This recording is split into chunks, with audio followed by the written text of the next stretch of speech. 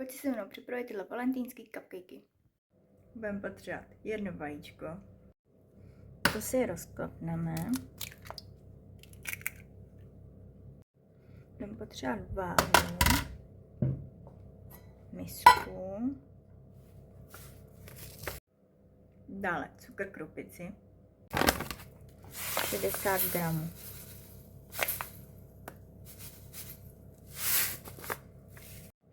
To dáme stranou a vyšleháme za postupného přidávání cukru krupice.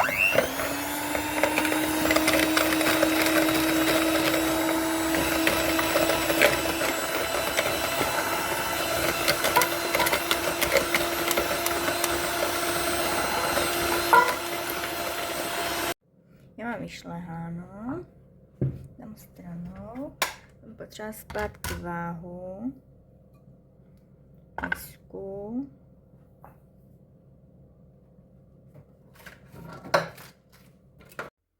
máslo a 60 gramů.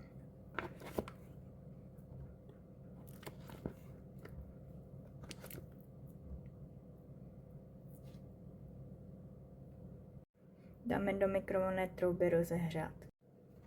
Mám potřeba hrneček, mléko,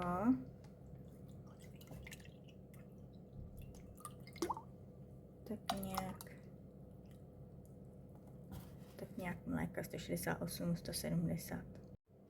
To mléko dám z váhy.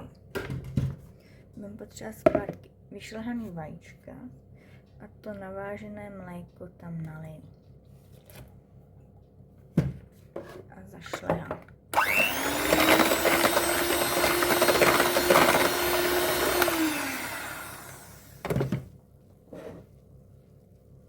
Teď vezmu to rozpuštěné máslo a taky to tam naleju.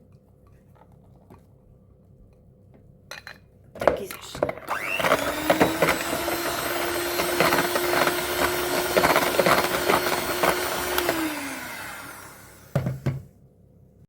Mám potřeba misku a 120 gramů hladké mouky.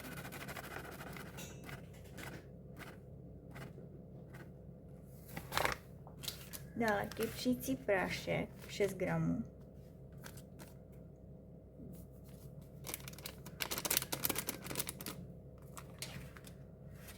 A zamíchám. Tohle si dám stranou. Budeme potřebovat ty naše vajíčka a postupně to tam zamíchám.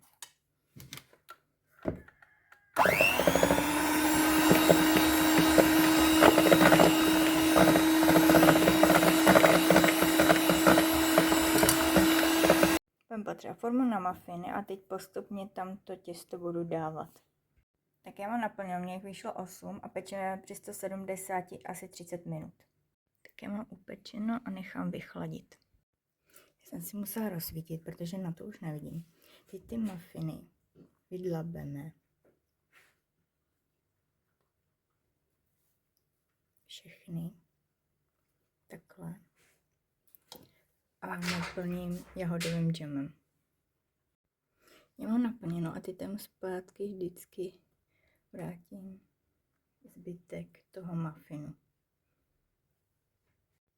Na krém budeme potřebovat máslo 50 gramů.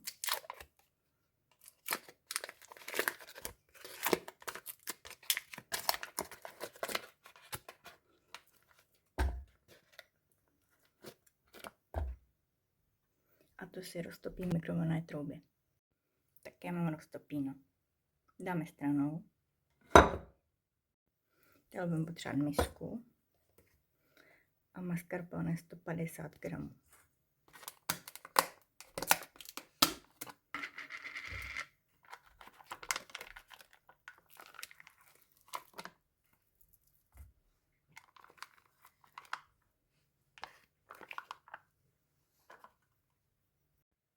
Moučkový cukr podle chuti. Já tam dám 2 lžíce. 1,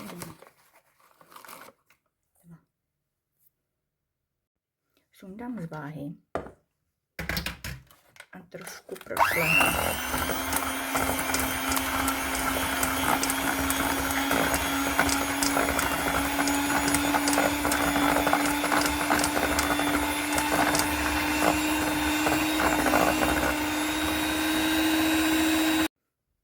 Teď tam přileju to máslo a vyšlehám v hladký krém.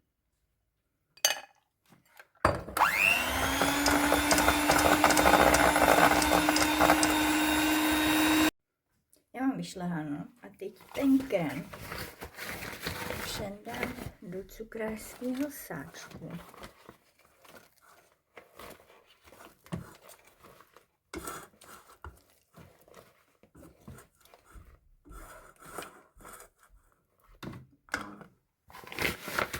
A mám tam hladkou trubičku.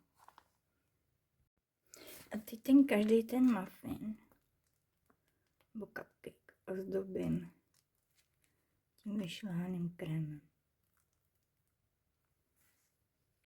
Tak krém mi nevyšel na jeden muffin, takže dejte víc krému, třeba 200.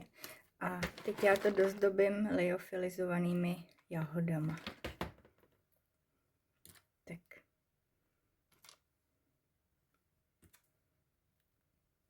Ještě to takhle posypu.